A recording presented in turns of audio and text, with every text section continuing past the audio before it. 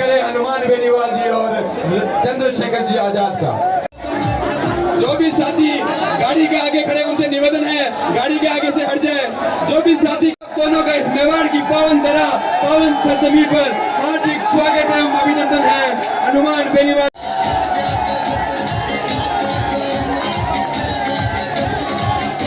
RLP supremo Shri Hanuman Beniwal जी के स्वागत के लिए निवेदन करूंगा। निवेदन है कि व्यवस्था को बढ़ाया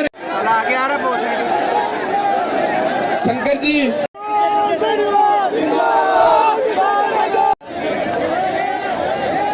अरे सर ये माइक वाले के पास से यहाँ से हटा।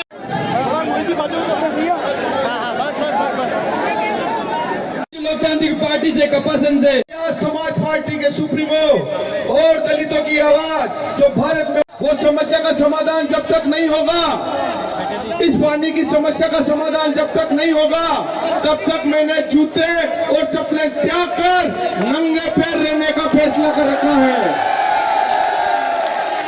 और आज यहाँ का युवा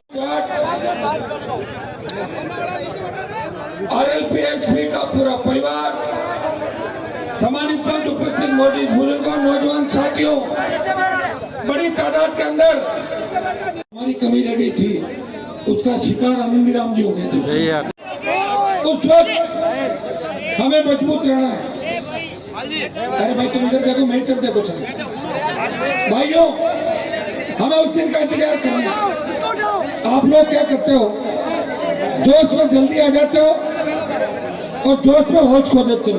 इधर मैं तो भाई हेलो, हमने ये अलायंस किया और अलायंस इसलिए किया, हम दोनों लड़ाके जहां भी अन्याय होता है लड़ते हैं, लेकिन इसलिए कि ये जो शक्ति है, जो बटी हुई शक्ति है, इसको इकट्ठा किया जाए।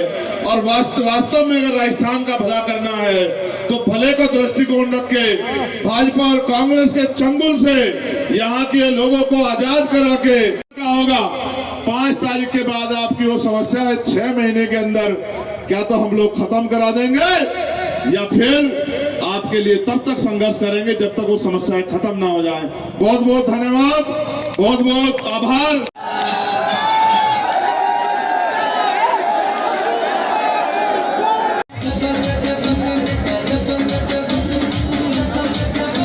वो समस्या का समाधान जब तक नहीं होगा, इस पानी की समस्या का समाधान जब तक नहीं होगा तब तक मैंने जूते और चप्पलें त्याग कर नंगे पैर रहने का फैसला कर रखा है।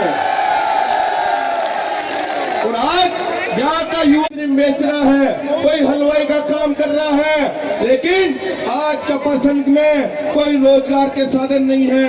रोजगार के साधन खाने का काम अर्जुन लाल जिंगर और शंकर जी बेरवा ने गरीबों में चाहते तो 10 से 15 हजार लोगों को नौकरी दिला सकते थे, लेकिन इन्होंने 10 से 15 हजार लोगों के पेट को लात मारी है और वहां पर करोड़ों के ठेके लिए हैं। इसलिए आज मैं आपसे दावा करना चाहता हूं, इस जोश को बरकरार रखना। अगर ये जोश बरकरार रहा तो आने वाली 25 तारीख को कपासन विधानसभा से आरएलपी भारी मतों से जीतेगी। और जीतने के बाद क्या करना है, जो मैं गांव में सभाओं में बोल रहा हूं, जीतने के बाद ये सारे युवा साथी बैठे हुए हैं गरीबों से मातृकुंडिया डैम से, अगर जिंग प्रशासन को बातचीत के आधार पर मानेंगे तो ठीक, नहीं तो हनुमान जी की टीम में आ गया हूँ, हनुमान जी बेनीवाल की टीम में आ गया हूँ, हनुमान जी की टीम में आ गया हूँ। और गोसुंडा बांध का पानी दरिबा में जा रहा है और वो पानी मेरे कपासन के घर के बाहर से पाइपलाइन से जा रहा है। अगर मानेंगे तो ठीक, बातचीत से अगर मान गए तो ठीक की स्टाइल में उस घर के बाहर से पानी बंद करके रोजगार लेने का काम आनंदी राम करेगा। ये मैं आपको विश्वास दिलाना चाहता हूँ। साथियों, आज हम हमारे नेता जी महाराज की, रामसा पीर की, देवनारायण भगवान की, 2-3 जोरदार देखने लगाऊंगा, आप लगाना। राष्ट्रीय लोकतांत्रिक पार्टी आजाद समाज पार्टी गठबंधन जिंदाबाद, RLP-SP गठबंधन जिंदाबाद, जय जवान। मजबूत आवाज आजाद समाज पार्टी के चीफ चंद्रशेखर जी आजाद, हमारे यहाँ के लोकप्रिय प्रत्याशी आनंदी राम जी, भाई सागर, हर्षल,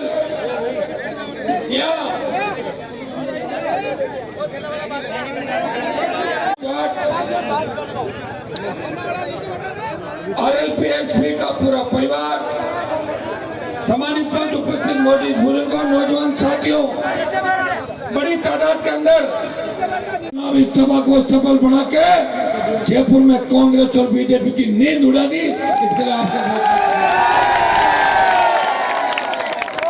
मुझे 2018 का वो लम्हा याद आ गया जब शाहपुरा से हेलीकॉप्टर मुझे कपासन के ऊपर से डबोक ले गया था। मैं कपासन नीचे देख रहा था, हेलीकॉप्टर वाला कह रहा था सभा स्थल में ले जा रहा हूँ और उदयपुर। मैंने कहा कहाँ ले आए तो?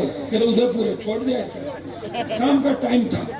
आज हमारा हेलीकॉप्टर का कप्तान मजबूत था और हम दोनों कि अगर 18 वाली पुनरावृत्ति हो गई तो गड़बड़ हो जाएगी, चाहे अंधेरे में चलाना पड़े, चाहे उसने कहा आप चिंता मत करो, कपासन की सभा के अंदर ऊपर घुमा के छोड़ के जाऊंगा भाई साहब। और हमें हेलीकॉप्टर से आपके बीच पहुंचाया। और आज जो पिछली बार 18 में जो कमी रह गई थी, हमारी कमी रह गई थी, उसका शिकार आनंदी राम जी हो गए थे। मेरी नजर इन पर थी। मैं चाह रहा था कि इनकी टिकट कटे मैं इनको ले लूं। मेरी तो सारे ही काम यही कर रहे थे, कांग्रेस वाले भी यही कर रहे, बीजेपी छोड़ के आप पकड़ लो, बीजेपी वाले हमारी तो नई पार्टी है भाई। मेरी तो सबसे नई पार्टी थी देश में। अगर मेरा रिकॉर्ड किसने तोड़ा तो छोटे भाई चंद्रशेखर जी आजाद ने नई पार्टी बनाई। देश की सबसे नई पार्टी है आजाद समाज पार्टी।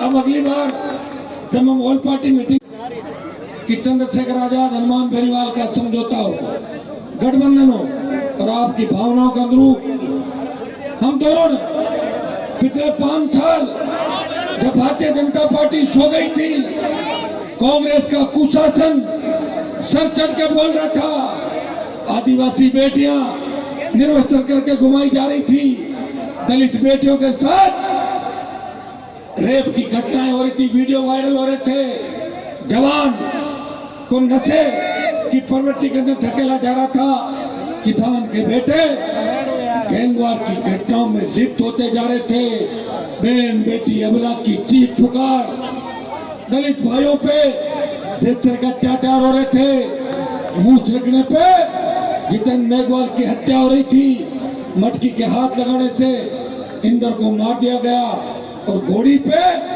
चढ़ने से पिंजौरी पे पथराव और गोलीबारी की घटनाएं हो रही थी।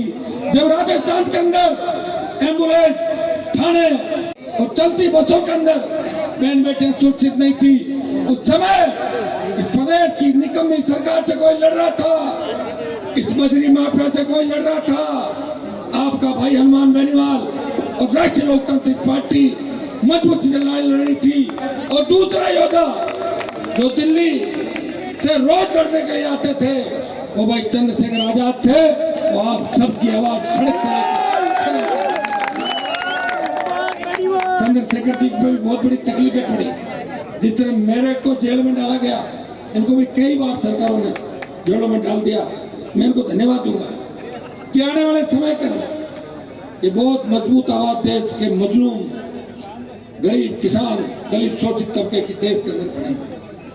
आने वाला समय इनका है, क्योंकि इनके आगे जो लोग हैं करीब करीब वो बुढ़ापे की ओर जा रहे हैं और ये धीरे धीरे आगे बढ़ रहे हैं।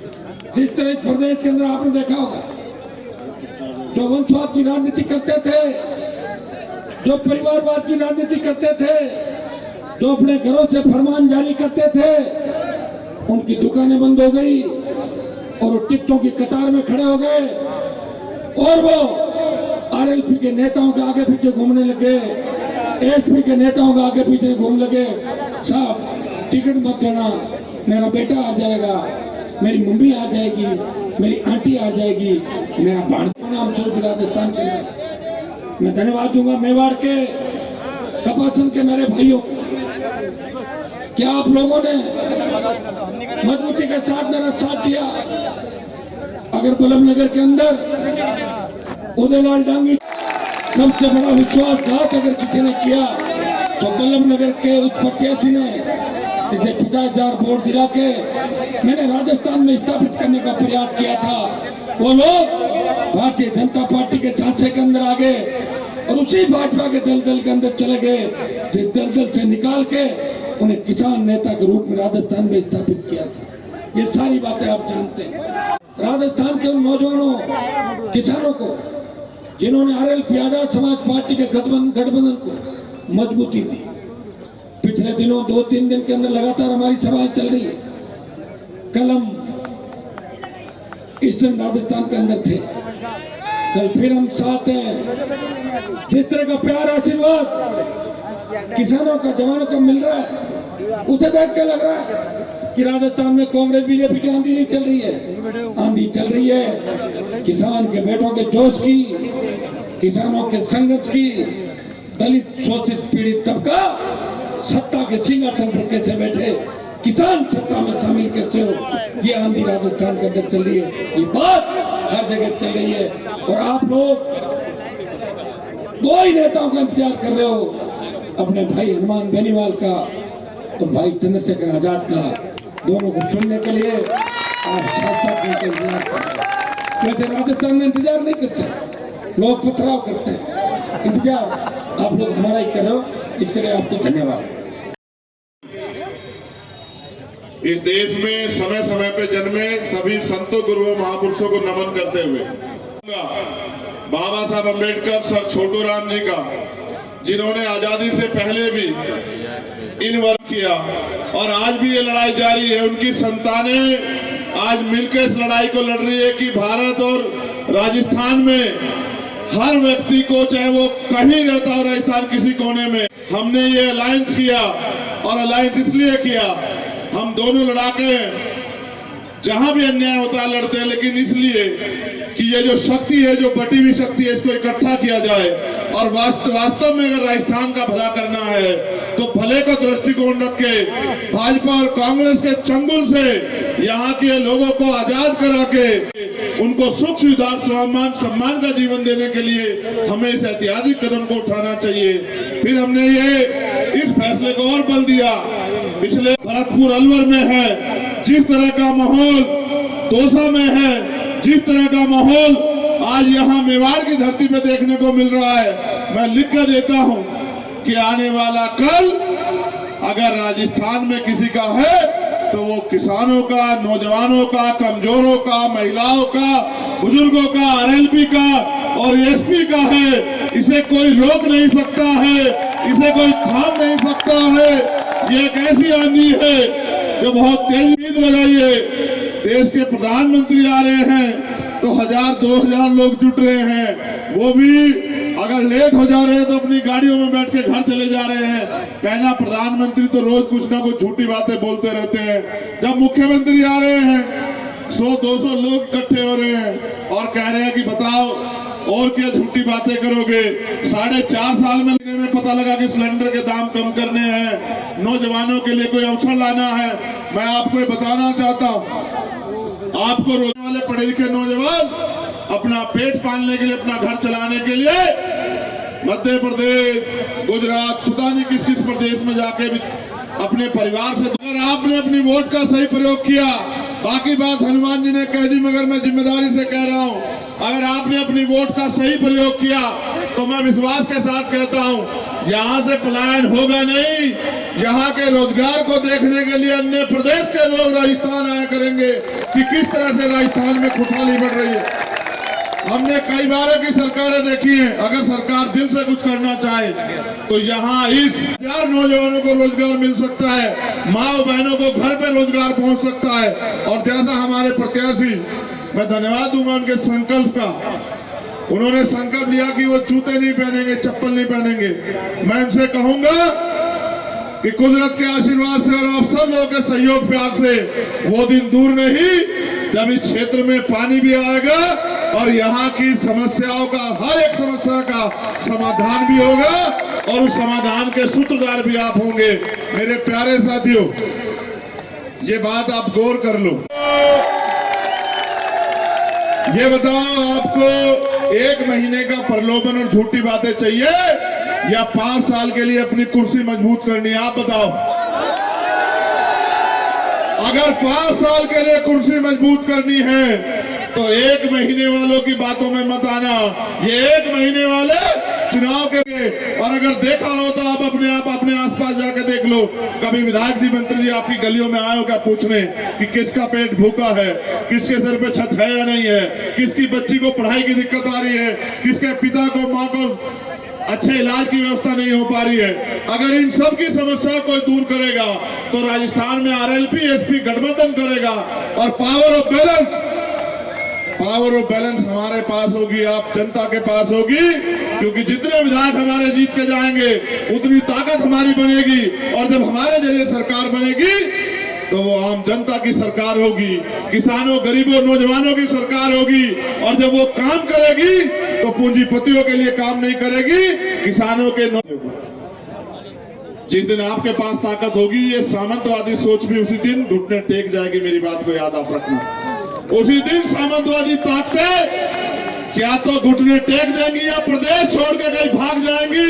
कोई गुंडागर्दी राजस्थान में नहीं रहेगी अगर आपने सही फैसला ले लिया।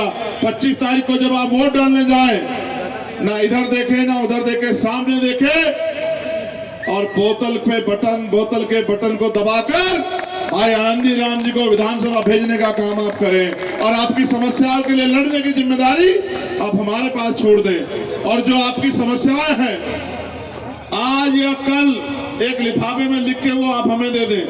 3 तारीख को जब परिणाम आ जाएगा, क्या होगा? 5 तारीख के बाद आपकी वो समस्या है 6 महीने के अंदर क्या तो हम लोग खत्म करा देंगे या फिर आपके लिए तब तक संघर्ष करेंगे जब तक वो समस्याएं खत्म ना हो जाए। बहुत बहुत धन्यवाद, बहुत बहुत आभार। जय तेजाजी महाराज। मेरा ये विश्वास है इस बार आप चूकोगे नहीं। दोनों हाथ उठा के बताओ।